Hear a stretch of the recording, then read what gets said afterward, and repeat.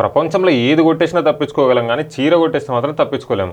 ఏ అంత స్పెషల్ ఏముంది చీరలో? 3 ఏళ్ల క్రితం చేసిన దొంగతనం ఒక చీర వల్ల బయటపడ్డది. ఫంక్షన్ లో ఒక ఆమె ఈ చీర నాది కదా అని చెప్పి క్వశ్చన్ చేస్తే అసలు దొంగలు బయటపడ్డారు. మరి చీరల దొంగతనం చేయడం ఏంటి అసహ్యంగా?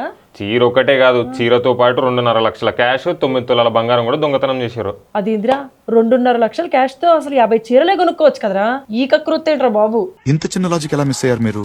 నిన్న షూట్ లేదు, లేకపోతే నీకు పాలు పోద్దాం అనుకున్నా. పాలు కదరా, నేను కాఫీ తాగుతాను. అది కాదు, నిన్న నాగుల పంచమి కదా, నీకు పాలు పోసి దండం పెడదాం అనుకున్నా. బాగా తెగించవరా నువ్వు. అంత షాక్ కాకు, నిన్న మా ఫ్రెండ్స్ అట్లనే చేశారు. వాళ్ళ హెచ్ఆర్కి పాలు పోసారంట. మామూలుగా అవుట్ సోర్సింగ్ జాబ్స్ ఎక్కడ ఉంటాయి? ఐటీలో ఎక్కువగా ఉంటాయి. ఇప్పుడు మున్సిపాలిటీ వాళ్ళకి కూడా వచ్చేసినాయి చూడు.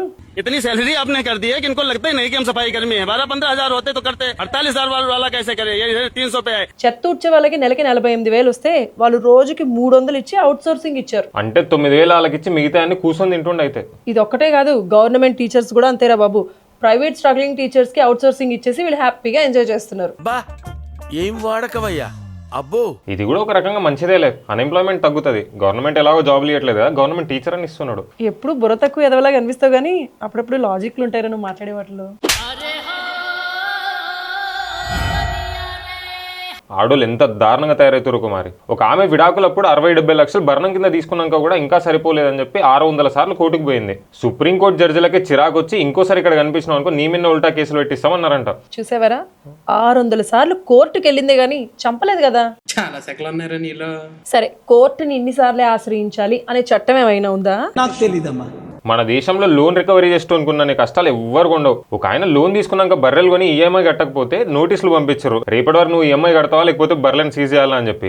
నువ్వు సీజ్ చేసే వరకు ఎందుకు అని చెప్పి వీడియో తీసుకెళ్లి ఆఫీస్ దగ్గర వదిలేసి వచ్చాడు. ఇప్పుడు ఆ బర్రెలు ఏడ కట్టేసుకోవాలా మేనేజర్? మీ కష్టం పగవాడికి కూడా రాకూడదు గురుగారు. ఆ జాబ్ లో జాయిన్ అవ్వక ముందు ఆలోచించాలిరా ఇలాంటివన్నీ.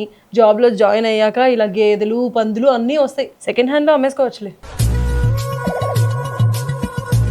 ఇట్లనే మా ఇంటి పక్కల ఒకడు ఈ జాబులు కష్టాలు ఎందుకు అని చెప్పి హైడ్రోపోనిక్స్ తోటి గంజాయి పండిస్తున్నాడు. అరే, హైడ్రోపోనిక్స్ అంటే నీళ్ళలో పండించేది కదా, మట్టిలో కాదు కదా. మరి మట్టిలో పండించే గంజాయికి నీళ్ళలో పండించే గంజాయికి మత్తెక్కడంలో తేడా ఏమైనా ఉంటుందంటావా?